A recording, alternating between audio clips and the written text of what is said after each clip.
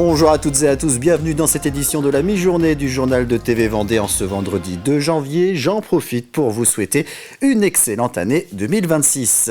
Nous avons donc changé d'année, mais on débute ce journal avec quelque chose qui ne change pas, le besoin en don de sang. En cette période marquée par les vacances, les rassemblements familiaux et festifs ou encore la circulation de virus, la mobilisation des donneurs est réduite. Au niveau national, il y a un besoin de 10 000 dons quotidiens. Les dons de plasma sont également recherchés. 1100 dons sont nécessaires chaque semaine sur le territoire Centre-Pays de la Loire. Plusieurs opérations de collecte sont organisées. C'était le cas par exemple en début de semaine à la Motte-à-Char. En Vendée, on est une région qui est très généreuse. Par exemple, on a délivré à peu près 16 000 concentrés de globules rouges dans le département sur un an. Et on prélève 27 000 poches de sang qui permettent de faire des concentrés de globules rouges. Donc ça veut dire qu'on a un département autosuffisant. Et donc on s'inscrit finalement dans quelque chose de plus large, l'autosuffisance au niveau de la région, Centre-Pays de la Loire. On est intégré dans une région Centre-Pays de la Loire. Donc les poches qui sont prélevées en Vendée ne restent pas en Vendée. Et plus largement, là aussi, des régions qui ont plus de mal à assurer leur approvisionnement en concentré globulaire, par exemple Île-de-France ou la région Provence-Alpes-Côte d'Azur, pour lesquelles on délivre un certain nombre de poches. Pour vous donner un ordre d'idée, sur les 300 000 poches de sang prélevées en Vendée à peu près, c'est 50 000 poches qui servent à l'approvisionnement national en dehors de notre région Centre-Pays de la Loire.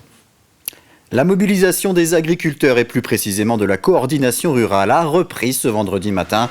Vers 6h30, un blocage a été mis en place à Fontenay-le-Comte sur un croisement routier. Une cinquantaine d'agriculteurs et une vingtaine de tracteurs sont installés et prévoient de rester sur place pour une durée indéterminée. Les revendications restent les mêmes. La vaccination totale des cheptels contre la DNC, la dermatose nodulaire contagieuse et le retrait de l'agriculture de l'accord Mercosur.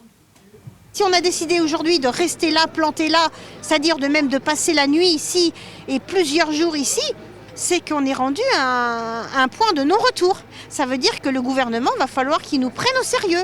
Et on n'est pas pris au sérieux. Et on se pose la question s'ils prennent l'assiette du consommateur au sérieux.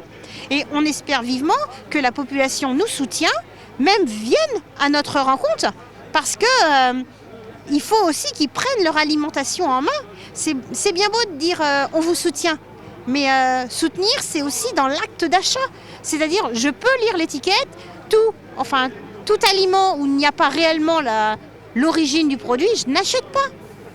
Le point de blocage se situe à proximité d'une plateforme logistique du groupe Système U. 3 directeurs de magasins situés à Fontenay, Les Herbiers et Château d'Olonne sont d'ailleurs venus à la rencontre des manifestants. Ces derniers réclament la venue de la ministre de l'Agriculture ou du ministre des PME et du pouvoir d'achat. Ce matin, c'est le sous-préfet de Fontenay-le-Comte, Christophe Pécat, qui s'est rendu sur place.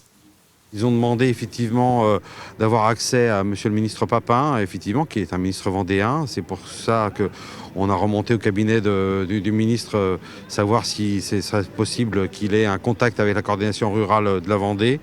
On attend une réponse et un retour du cabinet du ministre. On va voir l'évolution de la situation, mais effectivement, ils ont l'intention de passer la nuit ici et aussi d'aller dans certains supermarchés.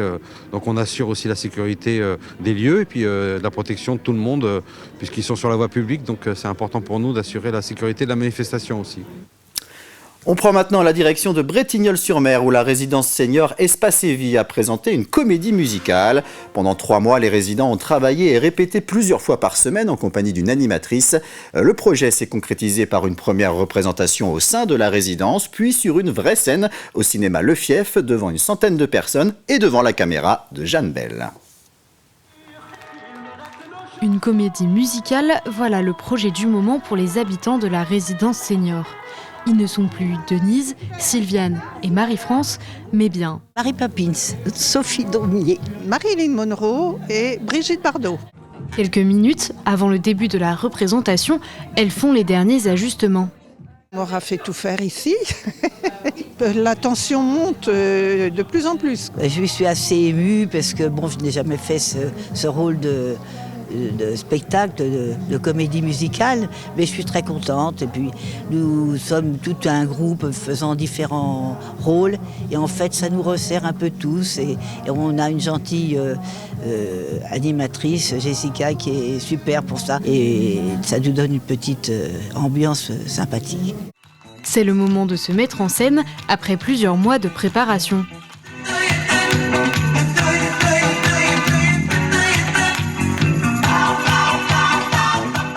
Donc un petit groupe de résidents ont travaillé sur le scénario, d'autres ont travaillé sur les danses. Et puis est venu tout simplement le projet comédie musicale. Donc on a commencé à le faire donc, à la résidence. Et puis ça a tellement plu qu'on fait maintenant au théâtre, donc c'est génial. On a beaucoup de personnes de Bretignolles qui sont là. Tout le monde était enchanté, donc super quoi. Alors, on a un autre projet qui va se dérouler le 11 mars, c'est le Carnaval de Venise. Donc on fait un grand défilé dans la résidence. Pour la résidence, la mise en place de projets est primordiale. Ça les anime, ils savent pourquoi ils se lèvent le matin, parce qu'il y a un projet. Beaucoup me disaient ce matin, jamais on avait pensé un jour monter sur scène. Les résidents vont s'animer entre eux et ils n'ont pas besoin de nous, on est juste là pour faire le lien. C'est mission accomplie pour toute l'équipe qui ressort sous les applaudissements des spectateurs. M'apporte de mourir les cheveux dans le vent. Une petite page carnet rose à présent. Les 2 premiers bébés nés en Vendée en 2026 sont 2 jumelles. Nées au centre hospitalier départemental à La Roche-sur-Yon à 3h15 et 3h25 ce 1er janvier. Elles se prénomment Isra et Isaiah. Pour information, le pôle femmes-enfants du CHD Vendée a enregistré 2491 naissances en 2025.